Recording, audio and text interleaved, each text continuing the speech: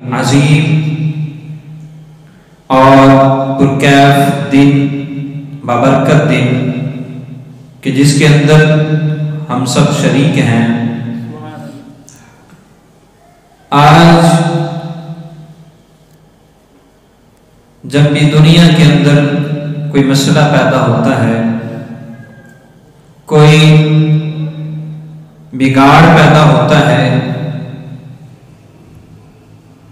کسی بھی ملک کے اندر جب کوئی خرافات پیدا ہوتی ہیں تو اس وقت اس ملک، اس اسٹیٹ کے حکمران ان مسائل کو حل کرنے کے لیے ہمہ پوش ہوتے ہیں اور قوانین پہلے سے موجود ہوں تو ان کی طرف متوجہ ہوتے ہیں، اور اگر اس ملک کے آئین کے اندر بھی قانون ایسا نہ ہو جو اس جرم، اس وبا اور ان خرافات کو روکنے کے لیے کام کرے تو پھر نئے قوانین ترتیب دیے جاتے ہیں، نئے آرڈیننس پاس کیے جاتے ہیں، نیا بل لایا جاتا ہے۔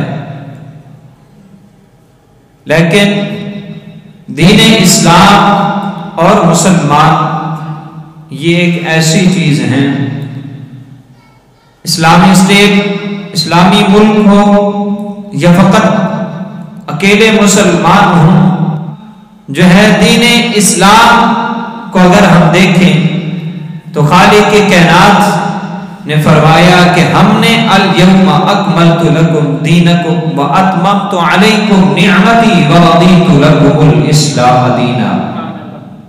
فرمایا ہم نے آج کے دن تمہارے اوپر دین جو ہے وہ مکمل کر دیا اور اپنی نعمتیں تم پر مکمل کر دی۔ وَرَضِيتُ لَكُمُ الْإِسْلَامَ دِينًا، اور ہم نے تمہارے لیے بطور دین اسلام کو پسند فرمایا ہے۔ فرمایا اسلام کا دامن تھامنے والوں، اے کلمہ طیبہ پڑھ کر اسلام کے دائرے کے اندر داخل ہونے والوں، اے میرے حبیب سے پیار کرنے والوں، یا اس کے علاوہ اغیار ہو، تمہارا تعلق کسی مذہب، کسی فرقے کے ساتھ ہے، فرمایا کہ ہم نے اپنے ہر بندے کے لیے فرمایا کہ دین بطور جو ہے وہ اسلام کو پسند فرمایا ہے۔ ہم یہ چاہتے ہیں کہ جو ہمارا بندہ ہے، جو بھی انسان ہے، وہ کسی اور دین کے بجائے دین اسلام کی طرف لوٹے۔ یہ دین اسلام کیسا ہے؟ فرمایا یہ مکمل دین ہے۔ کتنا مکمل دین ہے؟ فرمایا اس کے اندر ہم نے سب کچھ رکھ دیا ہے، سیاسیات ہو، معاشیات ہو، یا جو ہے نظام عدل ہو، نظام تعلیم ہو، وہ نظام سیاست ہو، وہ نظام سلطنت ہو، دنیا کے جتنے نظام ہیں، عدالتی نظام ہو، حکومتی نظام ہو، معاشرتی نظام ہو، فرمایا ہر ایک کے اصول، قوانین ہم نے مرتب کر دیے ہیں اور دین کو مکمل کر دیا ہے۔ اور فرمایا یہ دین ہماگیر دین ہے، یہ دین ایسا دین نہیں کہ جو تمہاری عبادات کے اندر تو رہنمائی کرے لیکن سیاسیات کے اندر رہنمائی نہ کرے، یہ دین ایسا دین نہیں جو قائد کے اندر تو رہنمائی کرے لیکن معاشیات کے اندر رہنمائی نہ کرے۔ فرمایا ایسا ہرگز نہیں، فرمایا اس دین کے اندر ہم نے ہر خوش کو تر کو رکھ دیا ہے، قیامت تک کے آنے والے ہر مسئلے کا حل فرمایا ہم نے اس دین کے اندر رکھ دیا ہے، اور یہ دین ہم نے مکمل کر دیا۔ اب اس میں کسی چیز کی گنجائش باقی نہیں، اب اس کے اندر کسی اور چیز کو ایڈ کرنے کی حاجت نہیں۔ فرمایا ہم نے سب کچھ بیان کر دیا ہے۔ اور پھر امت مسلمہ سے فرمایا کلمہ اسلام کو پڑھ کر دائرہ اسلام میں داخل ہونے والوں کو مخاطب کرتے ہوئے خالق کائنات نے سورۃ بقرہ کے اندر ارشاد فرمایا یا ایھا الذین آمنوا ادخلوا فی السلم کافہ ولا تتبعوا خطوات الشیطان انہ لکم عدو مبین۔ آیت نمبر 208 ہے، خالق کے کائنات ارشاد فرما رہا ہے، فرماتا ہے اے اسلام کا دامن تھامنے والوں، اے کلمہ اسلام پڑھ کر میرے حبیب سے محبت کا دعویٰ کرنے والوں، اے اس خوبصورت دین اور اس کے گلدستے کے اندر داخل ہونے والوں، اس چمنستان بہار کے اندر تم یہاں کی خوشبو کو لینے کے لیے آنے والوں، فرمایا اب جب تم اس دین میں آ گئے ہو، جب تم نے کلمہ اسلام پڑھ لیا ہے، جب تم نے اسلام کے دامن کو تھام لیا ہے، تو فرمایا پھر اپنے ہر معاملے میں اسلام سے ہی رہنمائی لو۔ فرمایا جب تم نے کلمہ پڑھ لیا، جب تم نے اسلام کا دامن تھام لیا، تو پھر تمہاری سیاست ہو، تمہاری معیشت ہو، تمہارے عقائد ہو، تمہارے عبادات ہو، تمہارے معاملات زندگی ہو، فرمایا جو بھی مسئلہ پیش آئے، فرمایا اس کے لیے رہنمائی تمہیں پھر اسلام سے لینی ہوگی۔ فرمایا یا ایھا الذین آمنوا ادخلوا فی السلم کافہ، فرمایا اے ایمان والو اسلام کے اندر پورے کے پورے داخل ہو جاؤ، مکمل اس میں داخل ہو جاؤ، ولا تتبعوا خطوات الشیطان، اور فرمایا شیطان کے قدموں کی، اس کے خطوط کی پیروی نہ کرو۔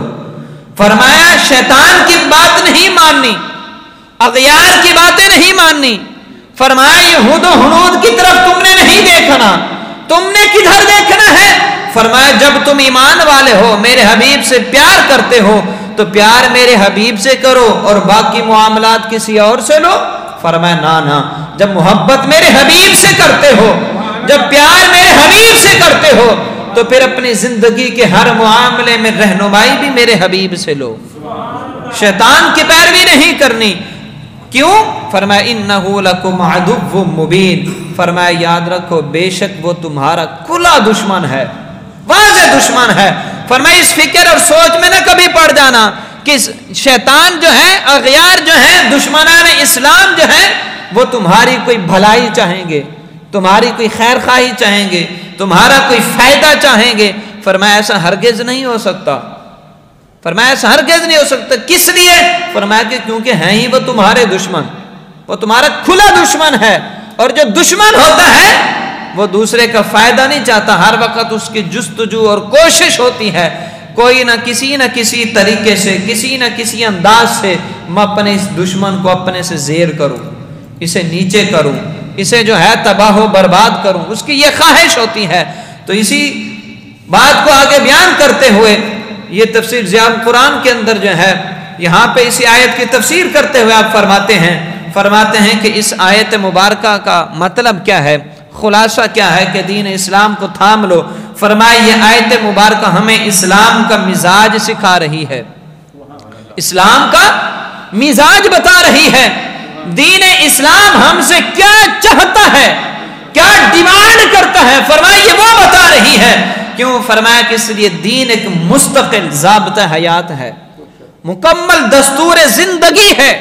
اب جو دستور زندگی ہوتا ہے، ضابطہ حیات ہوتا ہے، اب اس کے لیے لازمی ہوتا ہے کہ وہ ہر چیز کو پھر بتائے۔ انسان کی زندگی میں سیاسی معاملات بھی ہوتے ہیں، معاشی معاملات بھی ہوتے ہیں، گھریلو معاملات بھی ہوتے ہیں، انفرادی معاملات بھی ہوتے ہیں، علاقے کے معاملات بھی ہوتے ہیں، شہروں کے معاملات بھی ہوتے ہیں۔ فرمایا کہ اس کے لیے معیشت بھی ہے، سیاست بھی ہے، نظام ہے، عدالتوں کا نظام بھی ہے۔ فرمایا ہر جگہ پر جو دین ضابطہ حیات ہو، جو دستور زندگی ہو، جو آئین ہو، اس کے لیے لازمی ہوتا ہے کہ وہ ہر چیز کو بتائے، ہر بات کو واضح کرے، ہر چیز کو روشن کرے اور ہر مسئلہ کھول کر بتا دے۔ آپ فرماتے ہیں کہ یہ دین ہمیں ہر معاملے میں جو ہے وہ رہنمائی کرتا ہے۔ مطلب یہ ہے اس آیت کا کہ اپنے ہر معاملے میں دین اسلام سے جو ہے وہ تم رہنمائی لو، اسی سے فائدہ حاصل کرو۔ تمہاری زندگی کا مسئلہ کوئی بھی ہو، تو ہمارے معاملات کوئی بھی ہوں، فرمائے دین اسلام سے آپ نے رہنمائی لینا ہے۔ تو ایسے معاملات کے اندر آج جو ہماری گفتگو کا عنوان اور ٹاپک ہے وہ ہے اسلامی سزائیں۔ یہ پچھلے دنوں ہماری اسمبلی کے اندر ایک بل پاس ہوا ہے اینٹی ریپ آرڈیننس کے نام سے، کہ یہ جو ہمارے معاشرے کے اندر ریپ کی، زنا کی، بچوں کے ساتھ، بچیوں کے ساتھ جو زیادتیاں ہو رہی ہیں اس کی روک تھام کے لیے ایک بل پاس کیا گیا، اور اس بل کو نافذ کرنے کی باتیں ہو رہی ہیں۔ تو اس لیے آج ہم نے یہ دیکھنا ہے کہ اس معاملے میں جو بل پاس ہوا اس کے اندر قانون یہ بنایا گیا کہ جو آدمی اس میں ملوث پکڑا جائے، جس پر جرم ثابت ہو جائے، فرمایا اس کی مردانگی کو ختم کر دیا جائے۔ یہ بل پاس کیا گیا کہ اس کی جو قوت ہے مدافعت، جو اس کی قوت مردانگی ہے، فرمایا اس کو ختم کر دیا جائے، اسے جو ہے مردوں کی لسٹ سے نکال کر دوسری لسٹ کے اندر شامل کر دیا جائے کہ پھر اس کے اندر جو ہے کہ شہوات وغیرہ، نفسانی خواہشات وغیرہ نہ پیدا ہوں۔ یہ بل پاس کیا گیا، یہ بل دین اسلام کے بالکل خلاف بل ہے۔ ہمیں کوئی قانون تب بنانا ہوتا ہے، نیا قانون تب لانا ہوتا ہے جب دین اسلام کے اندر کوئی اجازت دی جا رہی ہو۔ اور یہ جو معاملات زنا ہیں، اس کی تو ساری جو معاملات ہیں، ساری سزائیں دین اسلام نے پہلے سے بیان کر دی ہیں۔ اسلام کے اندر جو سزائیں ہیں وہ 3 قسم کی سزائیں ہیں، ایک قصاص، دوسرا جو ہے وہ حدود ہیں، اور تیسری تعزیرات ہیں۔ قصاص اور حدود، ان کے اندر کمی پیشی نہیں ہو سکتی، ان کے اندر کوئی بھی انسان، کوئی بھی فرد، اگرچہ اولو الامر ہی کیوں نہ ہو، یعنی حاکم وقت ہی کیوں نہ ہو، چیف جسٹس ہی کیوں نہ ہو، وہ ان کے اندر کسی قسم کی کوئی رد و بدل نہیں کر سکتا، کوئی ترمیم نہیں کر سکتا۔ اور جو تعزیرات ہیں، یہ جو ہے حکمران، اسلامی ریاست کا حکمران، اور جو ہے اگر کی عدالت ہے بڑی تو عدالت کا جو جج ہے بڑا، وہ جو ہے وہ اپنی ثواب دید پر سزائیں نافذ کرتا ہے۔ تعزیرات میں اجازت ہوتی ہے غور و فکر کرنے کی کہ جرم کی نوعیت کو دیکھا جائے، اس جرم کی نوعیت کے مطابق اسے سزا دی جائے، چونکہ کچھ جرائم ایسے ہوتے ہیں جس کی نوعیت تبدیل ہوتی رہتی ہے، کبھی کوئی جرم سخت لیول کا ہوتا ہے، کوئی نرم لیول کا ہوتا ہے، تو اسی حساب سے پھر اس کی سزائیں مرتب ہوتی ہیں۔ اس لیے پھر حاکم وقت کی ثواب دید پر یہ چھوڑ دیا جاتا ہے، اپنی خواہشات سے نہیں بلکہ دین اسلام پر غور و فکر کرتے ہوئے ان مسائل کا حل نکالے، اور پھر اس کی سزا جو ہے وہ اس کا تعین کرے، تعین کرنے کے بعد جو ہے اس کو نافذ کیا جائے۔ آج ہمارے معاشرے کے اندر بگاڑ اس لیے پیدا ہوتا ہے کہ ہم نے دین اسلام کا دامن چھوڑ دیا ہے۔ ہمارے کوئی معاملات ہوں، ہم یہ نہیں دیکھتے اسلام کیا چاہتا ہے، ہم یہ دیکھتے ہیں کہ ہم کیا چاہتے ہیں، یہ جن کے ساتھ ہمارے مفادات ملحق ہیں وہ کیا چاہتے ہیں، ان کی ہم سے کیا ڈیمانڈ ہے، جن کے ساتھ ہمارے کچھ فوائد ملے ہوئے ہیں، جن سے ہمیں کوئی لالچ ہے، ہم ان کی طرف دیکھتے ہیں، اور پھر جو سزائیں ہوتی ہیں ان پر بھی عمل درآمد جو ہے وہ صحیح معنی میں نہیں ہوتا۔ آج دیکھ لیں، امیر کے لیے قانون اور ہے، غریب کے لیے اور ہے، اگرچہ جو لا ہے، جو آئین ہے وہ ایک ہی ہے، لیکن اس کے اندر ہمارے ماشاءاللہ جج حضرات، اللہ پاک انہیں ہدایت عطا فرمائے، ان کے خلاف کوئی بات ہو تو توہین عدالت ہو جائے، اور دین اسلام کے خلاف جو مرضی ہوتا رہے، وہاں انہیں نیند آئی ہوتی ہے، جیسے کہتے ہیں نا وہ پنجابی، سوٹے لا کے سوتے ہوندے نے، یہ حالت ان کی بنی ہوتی ہے۔ اور یہ کیوں ہے؟ اس لیے دین سے دوری ہے ہماری۔ تو آج ہم نے یہ سزائیں کہ دین اسلام نے جو سزائیں مقرر کر رکھی ہیں ان کے اوپر ہلکی سی ہم نے نظر ڈالنی ہے، اور پھر اس کے فوائد اور نقصانات کے اوپر ہم نے غور و فکر کرنا ہے۔ حضور علیہ الصلوۃ والسلام نے اس کے متعلق ہماری بھرپور رہنمائی فرمائی۔ قصاص کے متعلق سورہ بقرہ کے اندر واضح طور پر خالق کائنات نے ارشاد فرمایا، یا ایھا الذین آمنوا کتب علیکم القصاص فی القتلی الحر بالحر والعبد بالعبد والانثى بالانثى۔ فرمایا قصاص ہے، کوئی آدمی کسی کو مار دیتا ہے، نہ حق قتل کر دیتا ہے، فرمایا اس کے بدلے میں اسے قتل کیا جائے گا۔ اب جو ہے فرمایا جان کے بدلے جان، آزاد کے بدلے آزاد، غلام کے بدلے غلام، عورت کے بدلے عورت قتل ہوگی۔ اور یہ صرف سزائیں، یہ قصاص دین اسلام کے اندر ہی نہیں، اس سے پیچھے چلے جائیں، یہودیوں کا دور دیکھ لیں، حضرت عیسیٰ علیہ السلام کا دور مبارک، تو سورہ مائدہ کے اندر اس کو بھی خالق کائنات نے جو ہے وہ بیان فرمایا، آیت نمبر 45 ہے، خالق کائنات نے وہاں اس کا تذکرہ کرتے ہوئے فرمایا کہ ہم نے یہ صرف مسلمانوں پر نہیں، وَكَتَبْنَا عَلَيْهِمْ فِيهَا أَنَّ النَّفْسَ بِالنَّفْسِ وَالْعَيْنَ بِالْعَيْنِ وَالْأَنْفَ بِالْأَنْفِ وَالْأُذُنَ بِالْأُذُنِ وَالسِّنَّ بِالسِّنِّ وَالْجُرُوحَ قِصَاص۔ فرمایا ہم نے تورات کے اندر بھی یہ آئین مقرر کر رکھا تھا، وہاں بھی یہ قانون اور لا تھا، کیا کہ اگر کسی جان کو کوئی قتل کرتا ہے اس کے بدلے میں جان قتل کی جائے گی، اگر کوئی کسی کی آنکھ نکالتا ہے تو اس کے بدلے میں اس کی آنکھ نکالی جائے گی، اگر کوئی کسی کا ناک کاٹتا ہے تو فرمایا اس کے بدلے میں اس کا ناک کاٹا جائے گا، اگر کوئی کسی کا کان کاٹتا ہے تو فرمایا کان کے بدلے میں کان ہے، اگر کوئی دانت کو تکلیف دیتا ہے تو فرمایا دانت کے بدلے میں دانت کو تکلیف دی جائے گی، اور فرمایا والجروح قصاص، فرمایا اگر کوئی کسی کو زخم لگاتا ہے تو اس کے بدلے میں اسے زخم لگایا جائے گا۔ یہ حدود رب نے واضح طور پر بیان کر دیے، اور خالق کائنات احکم الحاکمین نے اس کے اندر، ان حدود کے اندر، ان قوانین کے اندر، ان سزاؤں کے اندر کسی کو سفارش کرنے کی بھی اجازت نہیں دی۔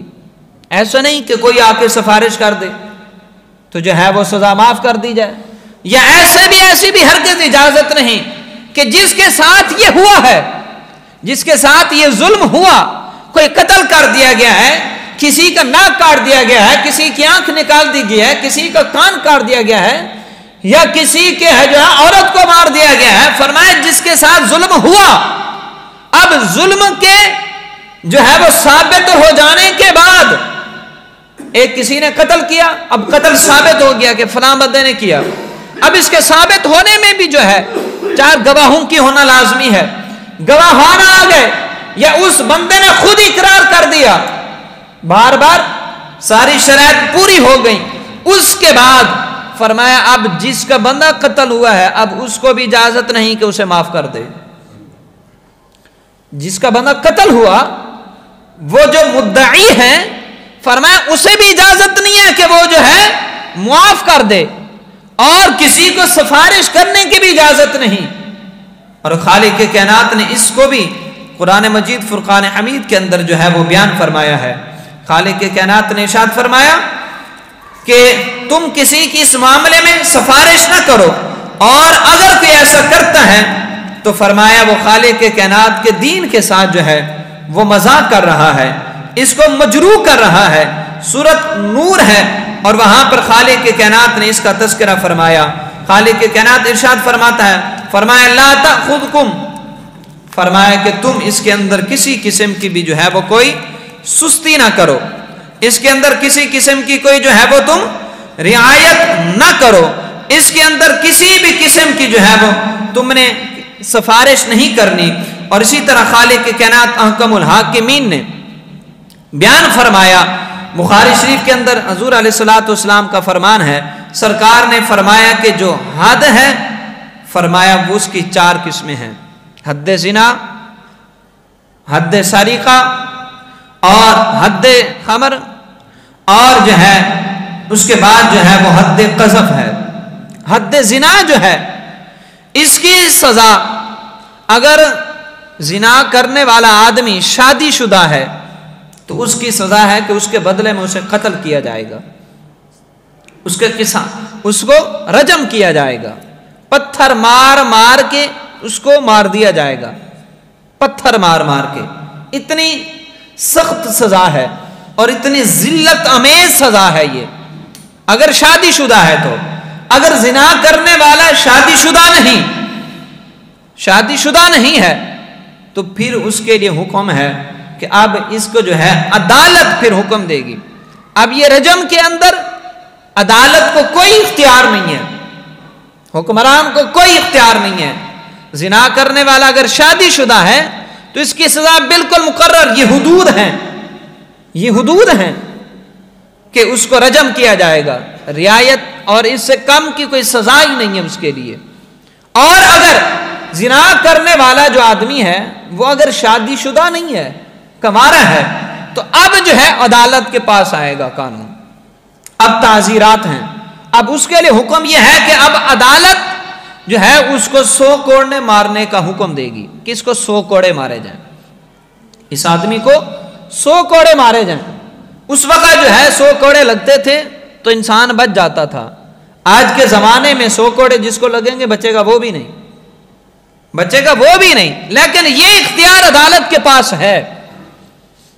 عدالت آج کے دور کے حساب سے اسے 100 کوڑے مارنے کا حکم جاری کرے گی۔ اور جو ہے اگر کوئی آدمی اپنے آپ کو خود ہی پیش کر دے، اگر کوئی آدمی خود ہی اپنے آپ کو پیش کر دے اس سزا کے لیے، کسی سے زنا کی جو ہے فعل سرزد ہو گیا ہے، وہ اپنے آپ کو خود عدالت کے پیش کر دیتا ہے اور اقرار کرتا ہے، تو اس وقت گواہوں کی ضرورت ہی نہیں رہتی۔ اور یہ یاد رکھیں، زنا ثابت کرنے کے لیے آج تو ہم ہر دوسرے بندے پر یہ تہمت لگا دیتے ہیں نا، کس کے فلاں کے ساتھ چکر ہیں تو اس نے لازمی کوئی نہ کوئی معاذ اللہ کی بدفعلی کی ہوگی۔ شریعت اسلامی اس چیز کو قبول نہیں کرتی۔ دین اسلام کے اندر اگر کسی کے اوپر اپنے الزام لگانا ہے، زنا کے لفظ کسی پر بولنا ہے، تو فرمائے اس پر تمہیں 4 گواہ لانے پڑیں گے۔ 4 گواہ نہیں ہے، 3 گواہ ہیں، چوتھا نہیں ہے، تو اس آدمی کو رجم نہیں کیا جائے گا۔ اور گواہ بھی کیسے ہوں؟ گواہ بھی ایسے ہوں جنہوں نے خود اپنی آنکھوں سے زنا کرتے ہوئے دیکھا ہو، ساتھ بیٹھے ہوئے نہیں، بغیر کپڑوں کے۔ اگر مرد و عورت ہیں، اگر ایک ساتھ بیٹھے ہوئے ہیں، ایک ساتھ لیٹے ہوئے ہیں، بغیر کپڑوں کے ایک ساتھ لیٹے ہوئے بھی ہیں، پھر بھی آپ ان پر یہ نہیں کہہ سکتے کہ انہوں نے زنا کیا۔ اگر کسی نے ایسا کہا، اگر کسی نے ان کے بارے میں یہ کہہ دیا کہ انہوں نے زنا کیا اور اس پر 4 گواہ پیش نہ کر سکا، 4 گواہ بھی ایسے جو یہ کہیں کہ ہم نے یہ کام کرتے ہوئے دیکھا، اکٹھے بیٹھے ہوئے نہیں، اکٹھے لیٹے ہوئے نہیں، بلکہ یہ کام کرتے ہوئے ہم نے دیکھا، اگر ایسے 4 گواہ نہیں لا سکتا تو شریعت کہتی ہے اس کہنے والے کو 80 کوڑے مارو۔ اس کہنے والے کو، اس الزام لگانے والے کو۔ آج جب ہم ہر دوسرے بندے پر یہ الزام لگائے بیٹھے ہوتے ہیں، آج ہماری حالت یہ ہے، الزام لگانے والے کو 80 کوڑے لگنے ہیں۔ اگر ثابت ہو جاتا ہے جرم، 4 گواہ آ جاتے ہیں تو اس کو رجم کیا جائے گا۔ پھر یہ 2 سزائیں ہیں، شادی شدہ ہے تو اسے قتل کیا جائے گا، رجم کیا جائے گا، غیر شادی شدہ ہے تو اسے 100 کوڑے مارے جائیں گے۔ اگر 3 گواہ آ جاتے ہیں، 4 گواہ پورے نہیں، گواہ 3 ہے، تو پھر رجم نہیں کیا جائے گا، پھر یہ کیس عدالت کے پاس جائے گا۔ پھر عدالت اپنی ثوابدید کے مطابق اسے 100 کوڑے مارنے کا حکم جاری کرے گی، اگرچہ شادی شدہ ہے۔ کیوں؟ اس لیے کہ اس پر 4 گواہ نہیں ہیں، 4 گواہ پورے ہوں گے پھر رجم ہوگا۔ یہ سزائیں ہیں، اور اس کے اندر جب عمل درآمد ہوا اور پھر اس کا کیا حسن نکلا، یہ بخاری شریف کے اندر بھی وہ موجود ہے، اور مسلم شریف کے اندر بھی ایک واقعہ اس کے اندر موجود ہے کہ جب ایک آدمی سے سرکار کے زمانہ میں یہ فعل سرزد ہو گیا اور حضور علیہ الصلوۃ والسلام کی بارگاہ میں وہ حاضر ہوا اور سرکار کی بارگاہ میں آ کر اس نے اقرار کیا۔ اقرار کرنے کے بعد حضور علیہ الصلوۃ والسلام نے جو ہے جب اس نے کہا کہ یا رسول اللہ صلی اللہ علیہ وسلم مجھے جو ہے وہ آپ پاک فرمائیے، مجھے پاک فرمائیے، تو حضور علیہ الصلوۃ والسلام نے ارشاد فرمایا، سرکار نے اپنا چہرہ انور جو ہے اس سے دوسری طرف موڑ لیا، یعنی ادھر سے آیا، اس سائڈ سے تھا، تو اس نے عرض کیا رسول اللہ مجھے پاک کیجئے، مجھ سے زنا سرزد ہو گیا ہے۔ تو آقا علیہ الصلوۃ والسلام نے چہرہ ادھر پھیر لیا، وہ دوبارہ ادھر سے آیا، اس نے پھر آ کر وہی عرض کی، سرکار نے چہرہ دوسری مرتبہ ادھر پھیر لیا، یہاں تک کہ 4 مرتبہ میرے آقا نے چہرہ پھیرا، اور ایک روایت میں 3 مرتبہ میرے آقا نے چہرہ پھیرا۔ جب وہ بار بار اقرار کرتا رہا، 4 مرتبہ جب اس نے اقرار کیا تو میرے کریم آقا علیہ الصلوۃ والسلام نے ارشاد فرمایا صحابہ ذرا اس کو چیک کرو۔ کیا فرمایا؟ فرمایا میرے صحابہ اسے ذرا چیک کرو، یہ مسلم شریف کے اندر مکمل موجود ہے، 4317 نمبر حدیث مبارکہ ہے۔ فرمایا اسے چیک کرو، کیا؟ فرمایا دیکھو کہیں یہ پاگل تو نہیں، اس کا دماغی توازن ٹھیک ہے؟ صحابہ نے چیک کیا، عرض کیا یا رسول اللہ ٹھیک ہے۔ میرے آقا نے فرمایا چیک کرو کہیں اس نے شراب تو نہیں پی ہوئی؟ صحابہ نے اس کے منہ سونگا تو شراب کی سمیل نہیں آ رہی تھی۔ فرمایا یا رسول اللہ شراب بھی نہیں پی ہوئی، ہوش و حواس کے اندر ہے، بالکل ٹھیک ٹھاک۔ فرمایا اب بتاؤ۔ اس نے عرض کی یا رسول اللہ مجھ سے زنا ہو گیا۔ آقا نے فرمایا کیا تو اقرار کرتا ہے؟ سرکار نے پھر اسے 4 مرتبہ اقرار کروایا۔ 4 مرتبہ اقرار کروانے کے بعد حضور علیہ السلام نے صحابہ سے فرمایا اسے لے جاؤ، اسے لے جاؤ اور جا کر اسے رجم کر دو، پتھر مار مار کے اسے مار دو۔ اور جس وقت اسے پتھر مار مار کے مار دیا گیا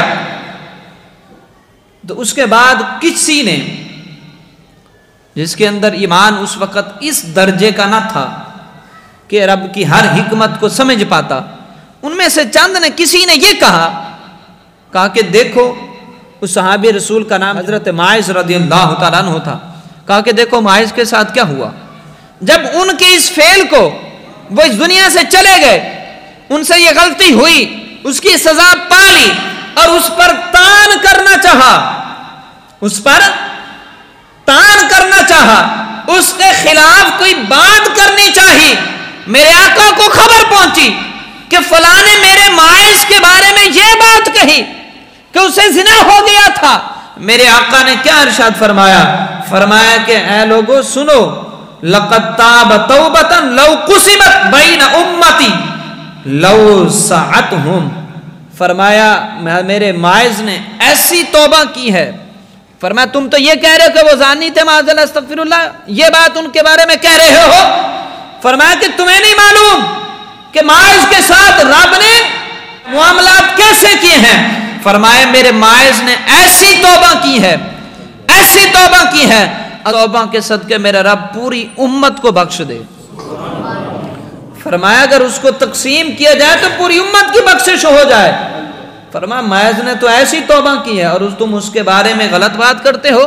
تو اسے پتہ یہ چلتا ہے کہ اگر کسی سے یہ فعل ہو گیا، اس نے جرم قبول کر لیا، اسے سزا دی گئی، اس دنیا سے چلا گیا، تو اب اس کے بارے میں جو ہے پیچھے کوئی غلط بات نہیں کرنی چاہیے۔ جب کوئی انسان اس دنیا سے چلا گیا تو اس کے پیچھے اس کے جرم کو بار بار یاد کر کے، ہاں اگر کوئی ایسا جرم ہے جیسے گستاخی رسول کا معاملہ ہے یا کسی موقع پر وہ ذکر کرنا پڑ جاتا ہے لوگوں کو متنبہ کرنے کے لیے، لوگوں کو خوف دلانے کے لیے، تو وہ ایک الگ بات ہے، وہ توہین کی بات نہیں ہوتی بلکہ لوگوں کو سمجھانے کے لیے ہوتا ہے اور مسئلہ بتانے کے لیے ہوتا ہے اور لوگوں کو جو ہے اس سے ڈرانے کے لیے ہوتا ہے، تو وہاں پر اس کا تذکرہ جائز ہے، لیکن اس پر تان کرنے کے لیے، اس پر حجب کرنے کے لیے ہرگز جائز نہیں اس کا تذکرہ۔ اور دوسری روایت میں حضور علیہ السلام نے ارشاد فرمایا، یہ حدیث مبارکہ یہ ابو داؤد شریف کے اندر موجود ہے، اسی حضرت معاذ کے بارے میں میرے آقا علیہ السلام نے ارشاد فرمایا معاذ کو اللہ رب العزت نے وہ مقام اور مرتبہ عطا کیا ہے۔ سرکار علیہ السلام ارشاد فرماتے ہیں کہ معاذ جنت کے اندر کس حالت کے اندر ہے؟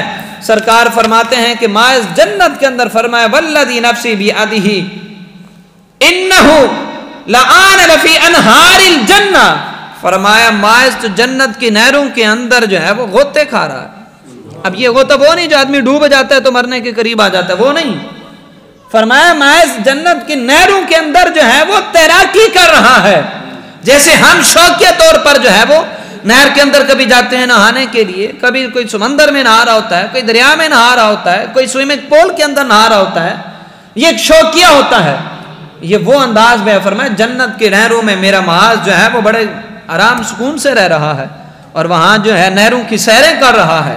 یہ شان بیان کی کس کی؟ جس نے اپنی تعزیر کو خود قبول کیا، اپنے جرم کو قبول کیا اور سزا کو قبول کیا خوشی سے، تو یہ اسے مقام اور مرتبہ ملا۔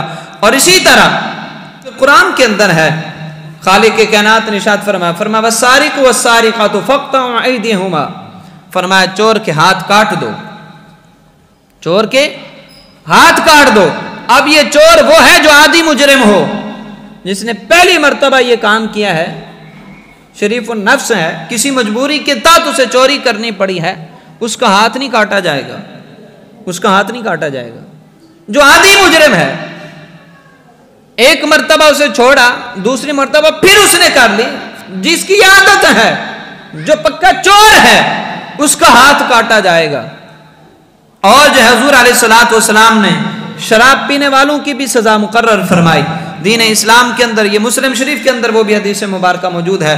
حضور علیہ الصلوۃ والسلام نے ارشاد فرمایا کہ شرابی کو جو ہے وہ 80 کوڑے مارے جائیں، اس کی سزا 80 کوڑے ہے۔ وہ سزا ہے جو تہمت لگانے والے کی سزا ہے، جو الزام لگانے والے کی سزا ہے۔ فرمایا اسے 80 کوڑے مارے جائیں، اور اسی پر عمل درآمد ہوتا رہا، اور اسی طرح تیزی سے آگے بڑھ رہا ہوں۔ جو آدمی اب سفارش کرتا ہے، جو آدمی سفارش کرتا ہے، یہ سزائیں ایک میں نے مختصر رکھ دی، وقت چونکہ کافی ہو گیا ہے۔ اب جو آدمی ہمارے معاملات میں یہ ہوتا ہے کہ ہم سفارشی بڑے بن جاتے ہیں، عدالتیں رعایت دینے لگ جاتی ہیں کہ یہ جی اس معاملے کا ہے، یہ اتنا بڑا عالم ہے، یا یہ اتنا بڑا محدث ہے، یہ اتنا بڑا سیاستدان ہے، یہ اتنا بڑا مالدار ہے، اس کے لیے یہ رعایت ہونی چاہیے، اس کے لیے یہ رعایت ہونی چاہیے۔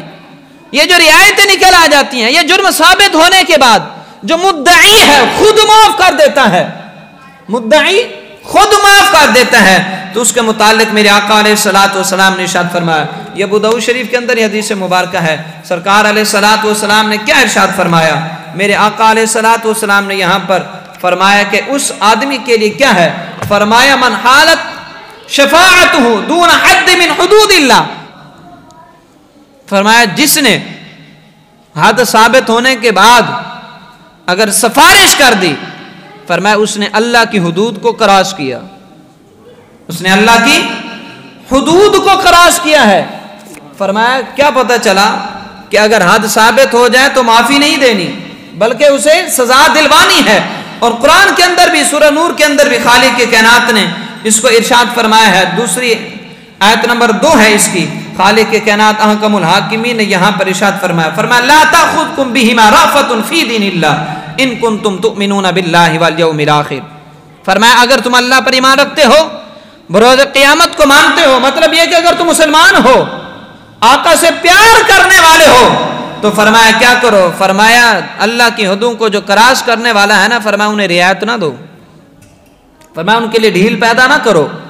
اگر کسی کا جرم ثابت ہو گیا ہے تو فرمایا چاہے تمہارے قدموں میں اربو لا کر رکھ دے، تو فرمایا معاف اسے پھر بھی نہ کرو، فرمایا چاہے وہ تمہارا کتنا قریبی ہی کیوں نہ ہو۔ اور بلکہ آگے یہاں پر تو سرکار علیہ الصلوۃ والسلام نے ارشاد فرما دی، یہ ابن ماجہ کے اندر بالکل واضح طور پر آقا نے ہر چیز کھول کر رکھی، اور جس کو میں بیان کرنے لگا تھا، یہ حدیث مبارکہ میں وہی بالکل حدود سرکار کے الفاظ ہیں۔ فرمایا اقیموا حدود اللہ فی القریب والبعید ولا تاخذکم فی اللہ لومۃ لائم۔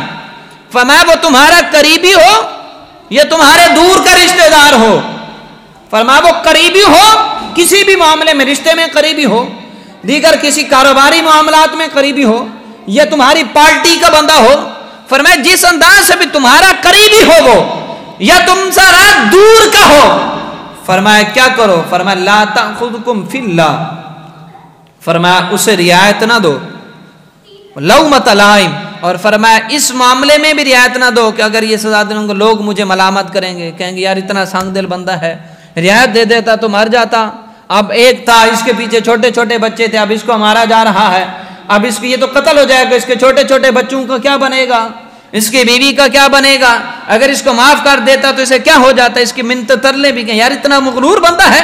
فرمایا لوگوں کی یہ جو ملامت ہے، فرمایا اس کو بھی خاطر میں نہیں لانا، بلکہ اسے قتل کروانا ہے، اس پر حد نافذ کروانی ہے۔ اور جب یہ سب کچھ ہوتا ہے تو پھر یہ فوائد اس سے کیا حاصل ہوتے ہیں، اس کا فائدہ کیا حاصل ہوتا ہے؟ یہ ابن ماجہ کے اندر حدیث مبارکہ میرے آقا علیہ الصلوۃ والسلام نے ارشاد فرمایا کہ اس سے جو ہوگا فائدہ کیا پہنچے گا، حضور علیہ الصلوۃ والسلام نے اس کے فوائد کو بیان فرمایا۔ اسی حدیث مبارکہ سے اتری حدیث مبارکہ اوپر والی، میرے آقا علیہ الصلوۃ والسلام نے ارشاد فرمایا یہاں پر، فرمایا اگر کوئی آدمی کسی علاقے کے اندر تیز بارش ہو رہی ہو، تیز بارش کی ضرورت ہو اسے، یعنی خشک سالی چھا جائے، قحط پڑ جائے اور بارش کی اشد ضرورت ہو، فرمایا پھر بارش نازل ہو جائے، مسلسل 40 دن بارش نازل ہوتی رہے. 40 دن بارش کے نازل ہونے سے فرمایا جتنی علاقے میں خوشحالی آئے گی, جتنا سبزہ اگے گا, جتنا لوگوں کو فائدہ پہنچے گا, فرمایا یہ اتنا فائدہ نہیں جتنا فائدہ اس میں ہے کہ جس طرح ایک کسی پر حد نافذ کرائی جائے اور اس سے فائدہ ہوگا. یعنی تمہیں اتنا فائدہ حاصل نہیں ہوگا 40 دن بارش ہونے سے, تمہارا مال اتنا نہیں بڑھے گا, تمہارے کھیت خوشحال نہیں ہوں گے.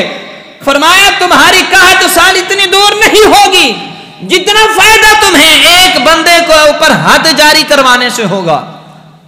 سورہ انفال کے اندر بھی قرآن نے بیان کیا اس کو, نامہ پارہ خالق کے کائنات احکم الحاکمین نے سورہ انفال کے اندر اس چیز کو بیان فرمایا, اس کے فوائد کا تذکرہ کرتے ہوئے کہ اس کے فائدے حاصل کتنے ہوں گے اور جو ہے انسان کو یہ کام کرنا کیوں چاہیے, اس کو بیان کرتے ہوئے اللہ پاک نے ارشاد فرمایا الا تفعلوه تکن فتنۃ فی الارض وفساد کبیر. فرمایا اگر تم یہ کرو گے, اگر یہ حد جاری کرواؤ گے, اگر سزا دلواؤ گے, تو فرمایا تم زمین پر فساد پھیلنے سے اس چیز کو روکو گے. اگر فرمایا اگر تم نے رعایت دے دی, حد جاری نہ کروائی, سزا نہ دلوائی, تو کیا ہوگا؟ فرمایا تم زمین میں فساد پھیلانے والے ہوگے.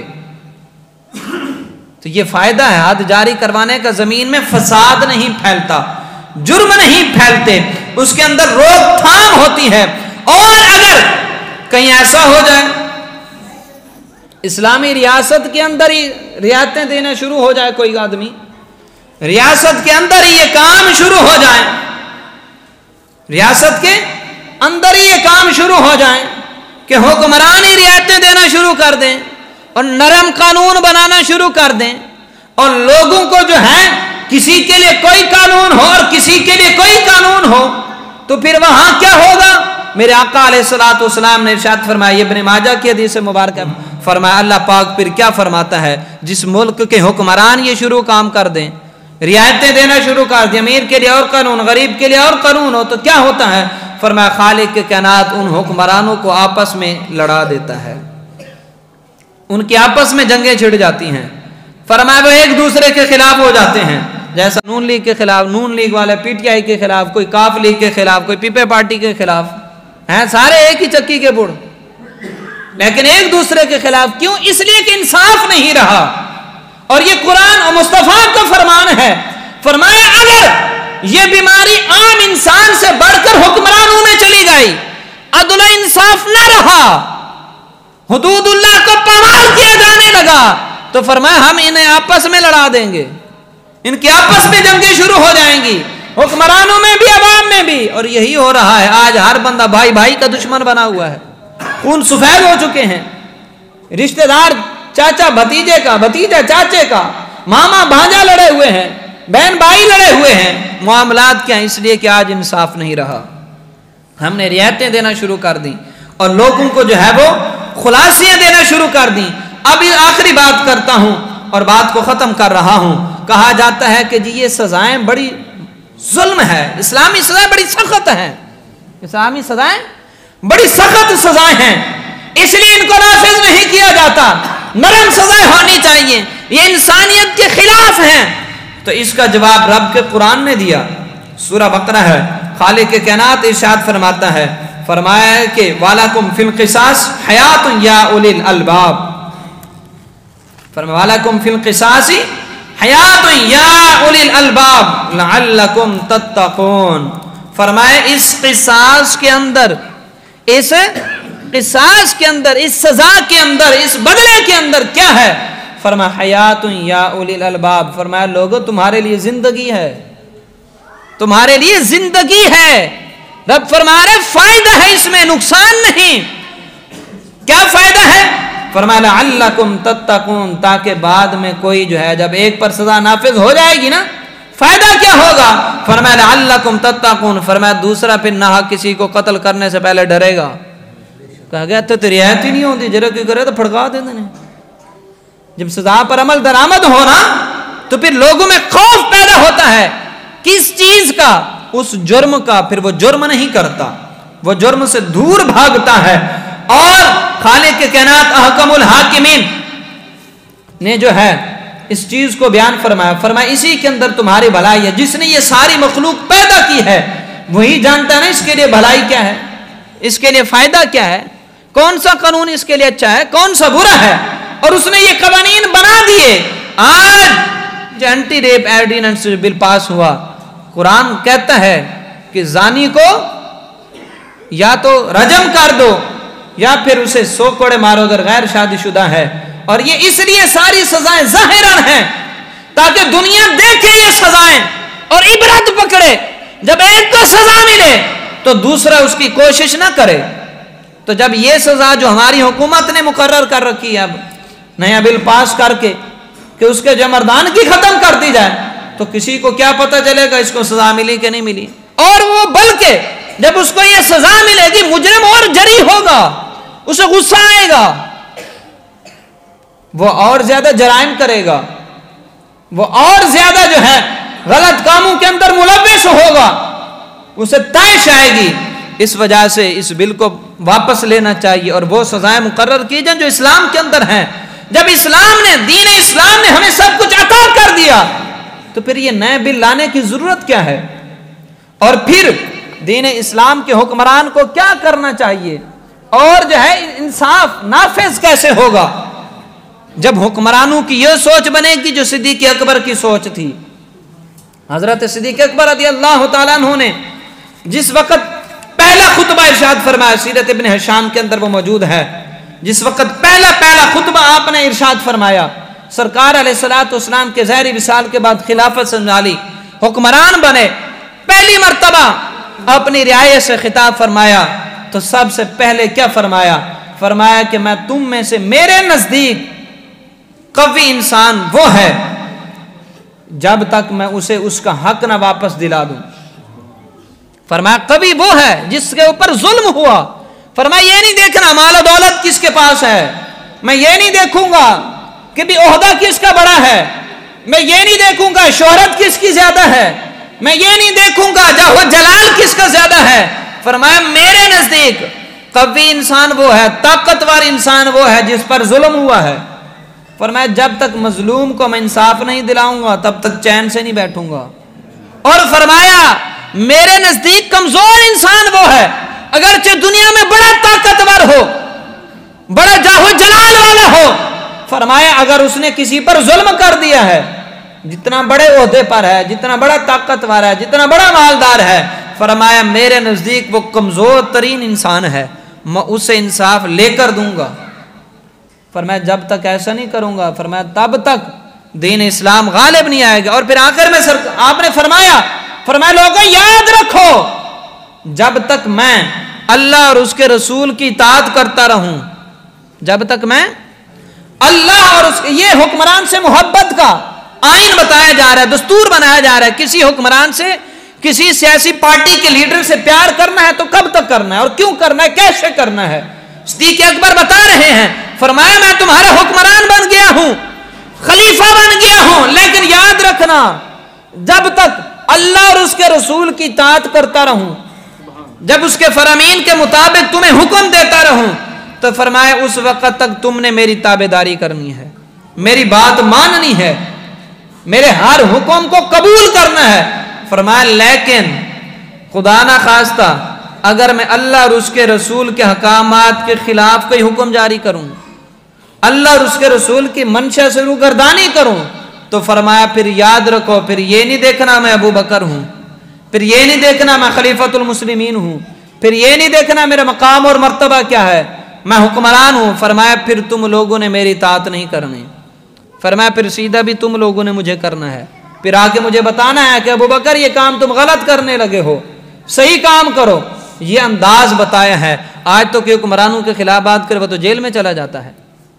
جب یہ حالت بنی ہوئی ہے تو پھر ماحول کے اندر انصاف کیسے ہوگا، عدل کیسے آئے گا، پھر ماحول اور انسانیت امن سے کیسے رہے گی؟ تو اس لیے میرے بھائیوں، میرے بزرگوں، میرے دوستوں، یہ مضمون بیان کرنے کا مقصد یہ ہے کہ آج ہمیں دین اسلام کی طرف لوٹنا ہے۔ آج اسلام نے جو ہمیں دین دے دیا، فرمایا ادخلوا فی السلم کافہ، فرمایا ہم نے دین مکمل کر دیا، الیوم اکملت لکم दीनकुम अब उदखुलू फी सिल्म काफा, फरमाया अब इस पे अंदर पूरे के पूरे दाखिल हो जाओ। फरमाया अपने हर मुआमले से जो है वो दीन इस्लाम से रहनुमाई लो, अपनी ख्वाहिशात, अपनी आरजुएं और अपने ऑर्डिनेंस और अपने पार्लियामेंट फरमाई से अपने पास रखना है। जब तुमने इस्लाम को कबूल कर लिया तो अब तुम्हारी पार्लियामेंट, तुम्हारा ऑर्डिनेंस फरमाया कुरान और हदीस है। अब कोई काम करने से पहले इससे पूछना है कि कुरान बता हमने ये काम कैसे करना है। ये हुक्मरान आ रहा है, ये सियासतदान के लीडर बन रहा है, तो इसकी फरमाबरदारी करनी है या नहीं करनी, और करनी है तो किस हद तक करनी है। तो इसलिए मेरे भाइयों, मेरे बुजुर्गों, आज जब हम लामहदूद मोहब्बतें कर रहे हैं और आखिरी पैगाम में मोहब्बत देकर बात को ख़त्म कर रहा हूँ, मुझे किसी सियासी पार्टी से इख्तलाफ नहीं, नज़रियाती इख्तलाफात ज़रूर है, लेकिन जानी और ज़ाती मुझे किसी से कोई दुश्मनी नहीं। लेकिन इतना कहूँगा कि आज जो 13 दिसंबर को जो मेला सजाया जाने लगा है, आप ये सोचें कि नून लीग के खिलाफ बात कर रहा है, मैं कुरान के दामन को थाम कर ये बात कर रहा हूँ। ये रब का फरमान है, रब का कुरान कहता है औरत घर से बाहर ना निकले। वो लीडर हमारी कैसे हो सकती है जो वो मर्दों के दरमियान फिर रही हो? अगर इनको कोई तकलीफ है, नून लीग को अगर कोई तकलीफ, इनके ऊपर कोई जुल्म हो रहा है, कोई ज्यादती हो रही है, तो नवाज शरीफ वापस क्यों नहीं आता? वो खुद क्यों नहीं आता? ये औरतों को क्यों आगे किया हुआ है? तो इसलिए, और ये हो क्यों रहा है? ये रब का कुरान और मुस्तफ़ा का फरमान है। फरमाया जो दीन से टक्कर लेता है, जो दीन के खिलाफ काम करता है, उसे इबरत का निशान बना देते हैं। यही थे ना जिन्होंने मुमताज हुसैन कादरी को शहीद किया था, यही थे ना नून लीगी वाले जिन्होंने खत्म नबूवत पर डाका डाला था। आज देखो कैसे दर बदर भटक रहे हैं। यही पीपी थी ना जिन्होंने ये सारे जुल्म ज़्यादतियां की थी, आज देख लो कैसे दर बदर भटक रहे हैं। और हम इमरान खान से भी कहते हैं तुम भी इस्लाम के साथ कोई अच्छा सलूक नहीं कर रहे, तुम भी इस्लाम के खिलाफ चल रहे हो, इसलिए देख लो, इनसे इबरत पकड़ लो, कहीं तुम्हारा भी हशर यही ना हो। दीन इस्लाम के दामन को थामो और इस्लाम के मुताबिक हुक्मरानी करो। जब रियासत मदीना का नाम लेते हो तो काम भी रियासत मदीने वाले करो, तो ताकि लुत्फ आ जाए। तो यही पैगाम मोहब्बत हम सब के लिए। किसी हुक्मरान से प्यार उस वक्त तक करना है जब तक वो अल्लाह और उसके रसूल के मुताबिक चल रहा हो। जब दीन इस्लाम का दामन वो छोड़े तो हमने उसका दामन छोड़ देना है। और हमारी भलाई, हमारे फलाह और हमारा जो अच्छाई है वो सब कुछ दीन इस्लाम के अंदर है। तो इसलिए मेरे भाई बुजुर्ग, हमें हमारी पूरी जिंदगी के हर मामले में दीन इस्लाम से रहनुमाई लेने की अशद ज़रूरत है।